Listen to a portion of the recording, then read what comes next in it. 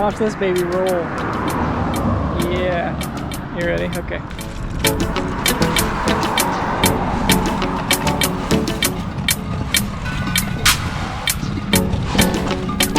It's like the best wheel I've ever seen. I don't think I can get 30 miles on it though. Dang it. Hello, if you're new here, bienvenidos. My name is Isaiah and I'm walking across the country. I started in Provo and I'm walking to the westernmost point of our country, a cape on the Olympic Peninsula of Washington State called Cape Alava, and then I'm turning around and walking to Maine via Texas and Florida. Sometimes it looks like this, and sometimes it doesn't. Intro.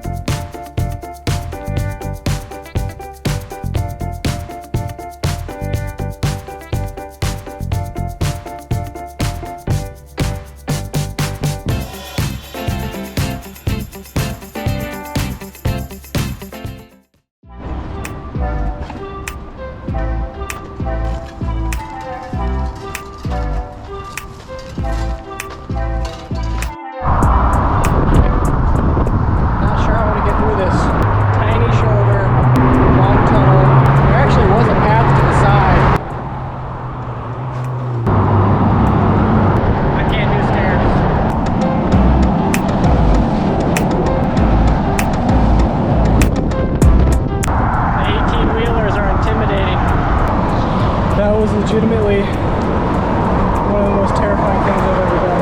Man, there was no room. I tried to get up on this little shoulder, and the little shoulder was at like a... And I did some damage to my wheel. Try to whack it back roughly into shape. We'll see.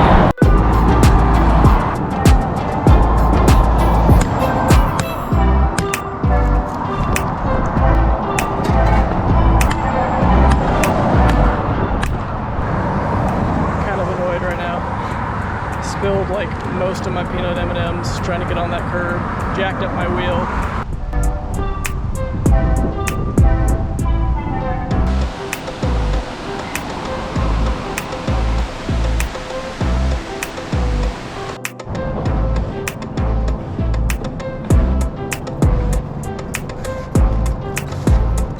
Gone about 19 miles today. At least that's how far my body has moved, but since I meander a little bit when I check out cool places, I haven't actually made 19 miles of progress. I have a friend who told me I could probably sleep in her in-laws tomorrow, and they're about 30 miles away from me right now, so I really need to go about 5 more miles tonight, and it's 8. And I've been doing this all day, so it might be fun to have a little bit of variety, get back on 84, have more people honk at me, you know, like the good old days. All right, let's go walking.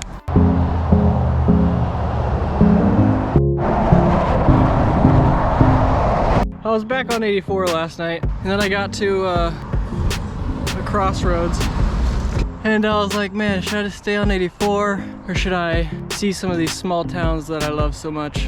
84 was shorter and flatter and easier, and I could have passed a McDonald's. I really want some french fries right now. It's been a couple days. And then I saw that if I chose this route, not only would I get to go through small towns, but I would get to go through a city called Boring.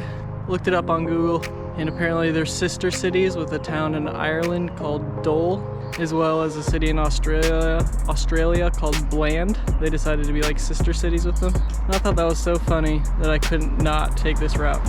I don't think it was a mistake yet, but like I'm tempted, because I passed a sign that said 10% grade for the next mile and a half. 5% grade isn't too bad. 6% is like, you're like, ooh, good workout, but I can handle it. 10% is bad. Like, that doesn't seem, it's not crazy. I'm not going up a wall, but it wears you out real fast. Ooh.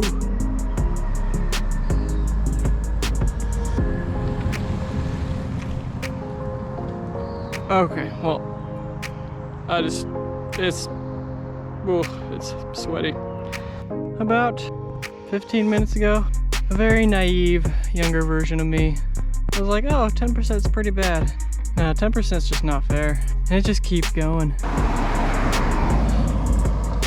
For the first and last time in my life, I have pushed a cart up Hill Road. Never again. Wow. Wow. Corbett Hill Road, right there. Do not walk up it pushing a cart.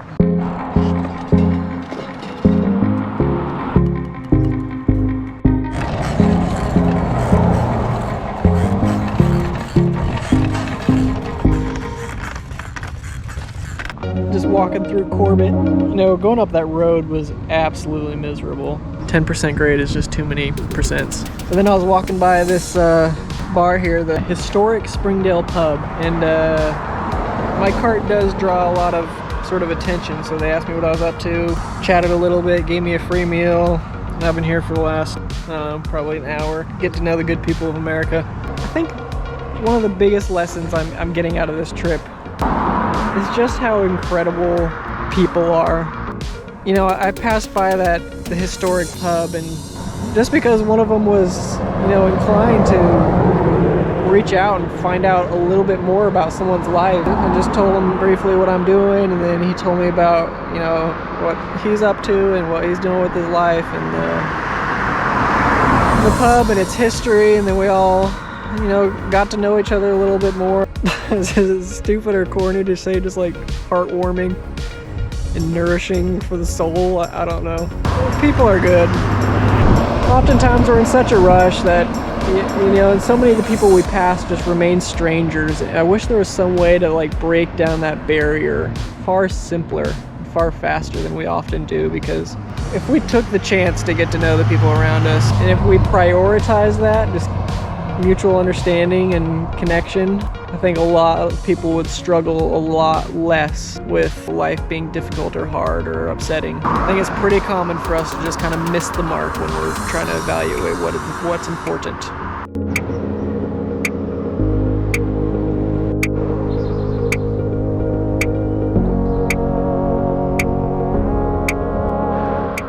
Got into a part of Oregon where they don't really believe in shoulders, which I guess isn't crazy for like smaller residential streets, but there's also no sidewalks. When they're like older farm neighborhoods, I guess is what we call it, when they get to hills, they like to do these really sharp blind corners, and people here are really passionate about their constitutionally protected right to take those corners really fast.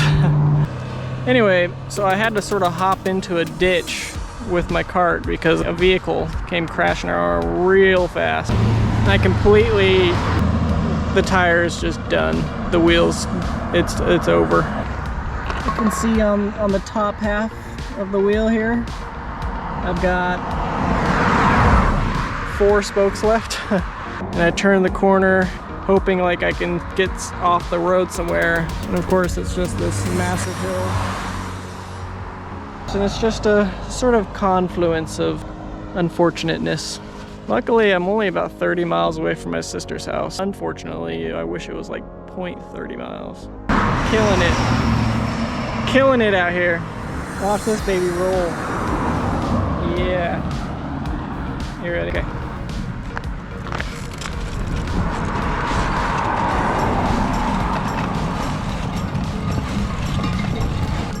It's like the best wheel I've ever seen.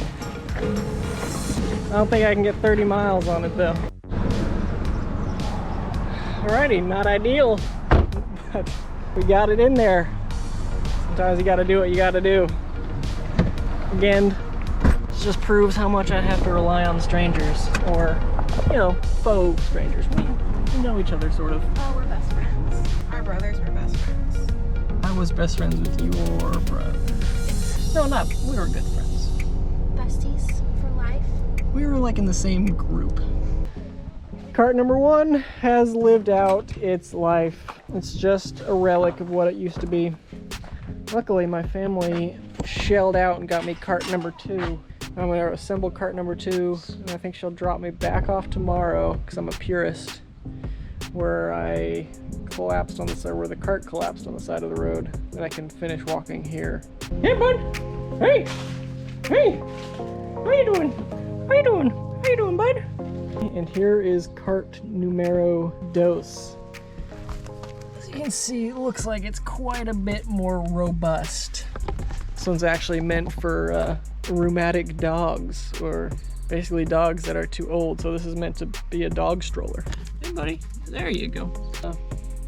Hopefully I'll be back on the road tomorrow so that I can finish walking here. 3 days ago, 2 days ago, I can't remember. It was 115 degrees out here. Now it's less. And so thanks to Sean Hill, whose name I remember because I looked him in the eyes and he told me his last name, and that's his trick for remembering people's full name. For giving me the sweater from the historic Springdale pub. So if you're ever in Corbett, Oregon, drop in. My niece is looking at me like I'm crazy. I'm talking to a camera, this camera, not to nobody. I'm sane. Caroline and Bridget and Kian ran away, and so did the dog.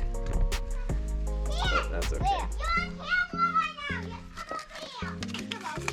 See the little screen? See it recording? I'm in there too. Yeah.